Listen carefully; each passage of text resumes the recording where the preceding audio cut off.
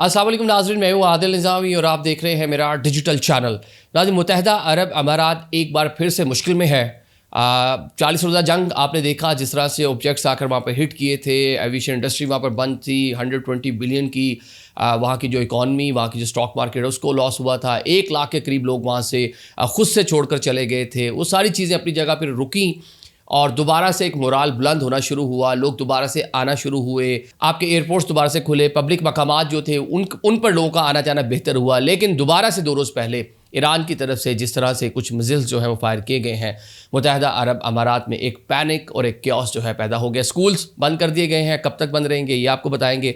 और इस पूरी सूरत हाल को काउंटर करने के लिए मुत्तहिदा अरब अमारात ने एक फेस्टिवल का ऐलान कर दिया है और दुनिया भर से लोगों को इनवाइट कर रहे हैं इस फेस्टिवल के अंदर। वो क्या है वो भी आपको बताते हैं। मिडल ईस्ट में हालात बदस्तूर इस टाइम कशीदा हैं। एक जो सीज़ फायर बरकरार है लेकिन उसकी वायलेशन भी होगी दोनों जानिब से, और मुत्तहिदा अरब अमारात के ऊपर कई मिज़ाइल्स, कई ड्रोन्स और कई जो बैलिस्टिक मिज़ाइल्स हैं वो फायर किए गए ईरान की जानिब से। चंद एक जाकर लगे, बाकी कुछ मलबा आकर गिरा जिसकी वजह से आग शक लगने के वाक़यात रिपोर्ट हुए।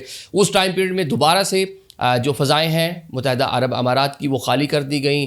जो एयरपोर्ट पे लोग मौजूद थे फ़्लाइट कैंसिल करके उनको फ़ौरी तौर पर वापस रवाना कर दिया गया। और शायद ये 2 रोज़ 3 रोज़ पहले ही दोबारा से फुल फ्लैज फ़्लाइट ऑपरेशन जो है मुत्तहिदा अरब अमारात के जो दुबई है, अबू धाबी है, वो बहाल हुआ था। लेकिन बहाल होते ही एक बड़ा धचका उसको लग गया। इसी टाइम पीरियड में जनाब स्कूल जो हैं उनको बंद कर दिया गया है। 5 से 8 मई तक बच्चे जो हैं वो घर से ऑनलाइन क्लासेस लेंगे। जो यूनिवर्सिटीज़ हैं उस पर भी जो पढ़ने वाले लोग हैं वो वर्क फ्रॉम होम, मतलब घर से क्लासेस वगैरह ले रहे होंगे। बहुत सारे दफातर ने भी वर्क फ्रॉम होम कर दिया।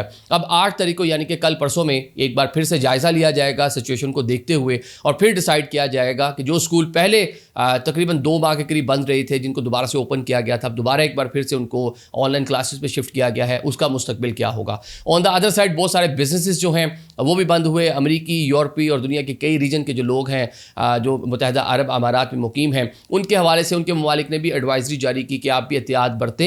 और वैसे भी बहुत सारी कंट्रीज़ ने मुत्तहिदा अरब अमारात और इस रीजन से अपने ममालिक जो लोग हैं उनको पहले ही एवैक्यूएट किया, निकाला, और उनको कहा हुआ आपने फ़िलहाल यहाँ पर नहीं जाना क्योंकि गैर यकीनी की सूरत हाल है।